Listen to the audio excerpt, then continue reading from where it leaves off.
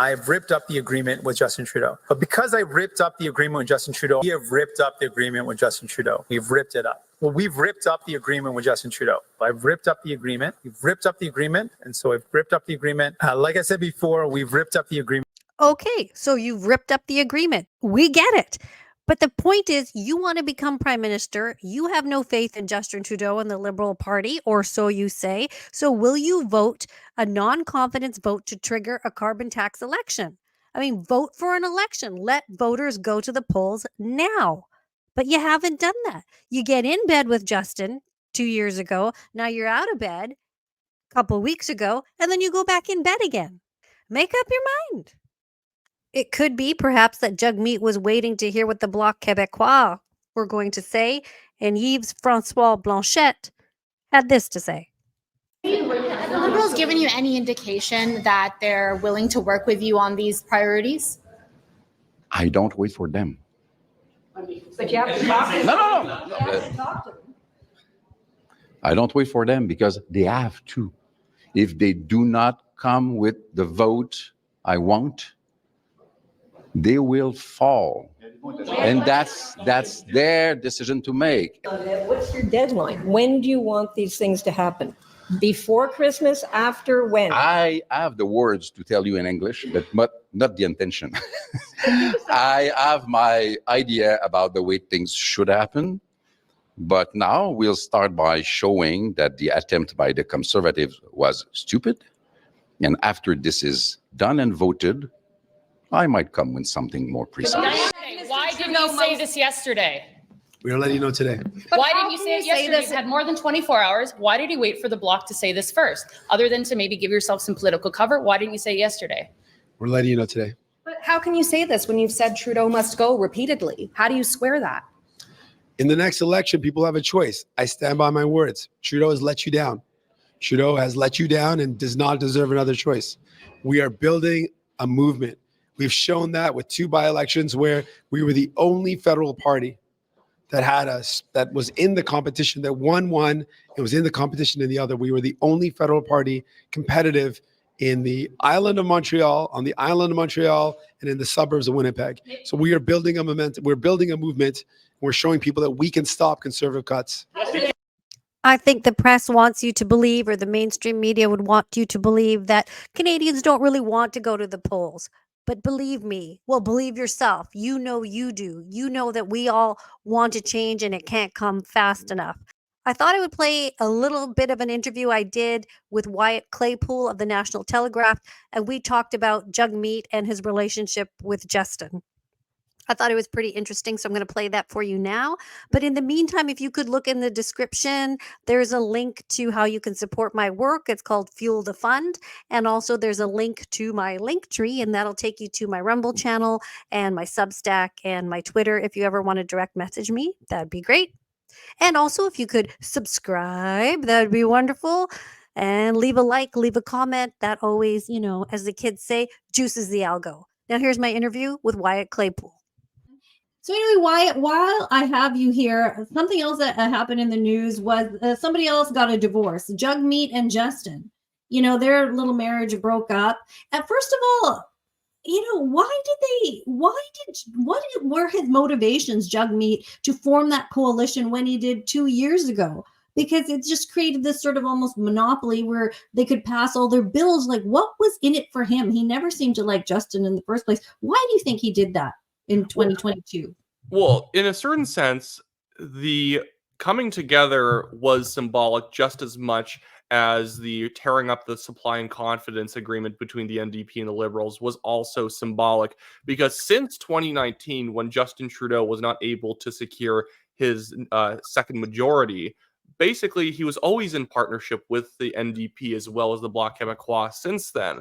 And now, really, I think what originally motivated Jagmeet Singh to have signed the supply and confidence agreement was to look like he's a serious politician who has a serious investment in this government, and try and basically co-sign every, you know, quote unquote achievement of the Liberal government as also an NDP achievement to try and boost his own popularity. And then when all of the policies that Jagmeet Singh was perfectly happy with voting for in the past few years have now turned completely pear-shaped. Now he wants to get out and pretend it was not his fault at all. And it was horribly ham-fisted the way he tried to justify getting out of it. It was like, I can't support this liberal government anymore because something They're too corporations or stupid. whatever. Mhm. Yeah, I don't get what his game is, but really it's just that he symbolically wanted to be with Justin before to look like a serious partner in the government, and now he wants to symbolically divorce Justin Trudeau to look like he's a tough oppositional leader, even though he's still going to vote with most of the things Justin Trudeau pushes forward. Mhm. Yeah. Isn't there some writing, I don't know what it is, where NDP has a stronghold? So maybe he distanced himself to sort of win that. And he's so hell-bent on saying that he's going to run for prime minister. He's going to keep running as head of his party, but nobody supports him. Nobody likes him. Sometimes people just don't know when to pack it in. It's interesting to watch Jagmeet Singh flounder in Canadian politics. Like, he's no Jack Layton, and he's not even a Thomas Mulcair. Jagmeet Singh has been given the perfect situation on a silver platter for the federal NDP. Justin Trudeau's Liberals are horribly unpopular. Nobody likes them. Yeah. And most of the Liberal voters, and this is just human nature, most voters will then try and vote for the next closest thing to basically justify that, it's just Justin Trudeau wasn't doing it right. Jagmeet Singh is the new guy. But Jagmeet Singh comes off so incompetent. A lot of both Liberal and some NDP voters are willing to immediately make the jump over to Pierre Poilievre and the Conservatives, even though in previous elections, whenever the Liberals lost votes, they sometimes lost them to the NDP, they lost them to the Bloc, but they really weren't losing them to Andrew Scheer's Conservatives or to Aaron O'Toole's Conservatives, because they would just, that's a completely another story. They just didn't really offer anything that different from the Liberals. But Jagmeet Singh, because he was tying himself way too closely to Justin Trudeau, nobody could justify that he might be able to do it better, because he's technically currently doing it right now. To make another U.S. politics illusion that I've made in the past, it's like Kamala Harris pretending that she's going to be a fresh face in government when she's been in government for the past 4 years. Yes. So it's no different than Joe Biden. It's just Joe Biden 2.0 with a different paint job. Oh yeah, exactly. And Jagmeet Singh seems to have no political experience or knowledge or foresight, or he has no sort of aptitude for this world. I mean, and he does all these press conferences and just absolutely gets crucified. I mean, you can just like weaken him at the knees. He's not good at this at all. He says this, we've ripped up the agreement. We've ripped up the agreement, and he's got nothing to say. How does anyone send him out here without his little talking points? And your impression of him is almost one-to-one, because when people are asking him, well, is this going to change anything? Are you going to vote against them in confidence? He's like, we've ripped up the agreement. We very much have ripped up that agreement. I took a piece of paper and I ripped it up, and now the agreement is ripped. And it's like, okay, so what? But yeah, then the thing is that the man has the political timing of a bowling ball going through a plate glass window. He's always like 10 days late to any big issue. He just basically poses on everyone that he's super progressive and you're not as progressive as he is, and then ends up going back to his big thing is getting into slap fights with Galen Weston from Loblaws and trying to blame all the grocery stores, but not Metro, because his brother currently works for Metro, for price gouging and record profits, even though, Metro actually has the highest profit margins. But overall, the grocery industry does not have high profit margins. It's actually, the profit margins have been going down. But Jagmeet Singh, either he's stupid or he's a liar. I actually tend to think the latter, that he's pretending as if because revenues are higher because of his inflation, that means all these people are getting away with murder and making so much money. It's hard not to make more money during inflation, just simply because the money is worth less, so people will give you more of it for your products. They have to. They have no choice. They want to buy groceries. That's what it costs. But Jagmeet Singh's agenda and his political vehicle, the NDP, relies on people not being economically literate. Right. And he needs like help. He needs a better handler. If he wants to stay in this game, where are his henchmen helping him? They just send him out there very, very unprepared, I would say.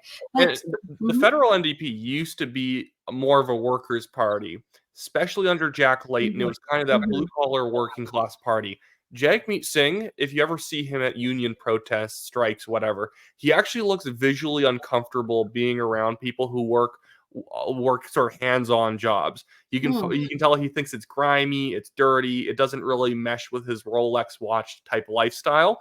But in that, the problem for him in terms of a national appeal for his party is that he keeps doubling down on voters that he's personally comfortable with. He doubles down on women under the age of 35, single women under 35. That's a demographic he was literally bragging about winning on Twitter. It's like, okay, well, that's your only good demographic. He tends to Is it true? Is it a true demographic? Because women under 35 do seem to like him. Yeah, a plurality of women under 35 will vote will vote federal NDP. But that's not that big of a voting demographic because young people in general don't vote that much. Like people in their 20s aren't voting. And the conservatives are pretty neck and neck with the NDP, even with that demographic. I think that they're only winning them by 2% more than the conservatives, and the conservatives are smashing it with basically everybody else but this very small group. So the conservatives are winning under 35s massively because they win men in a massive margin. But the thing is with Jagmeet Singh is he keeps doubling down on urban progressives and college town people. Public sector and union members, but even those people tend to vote liberal more these days than NDP.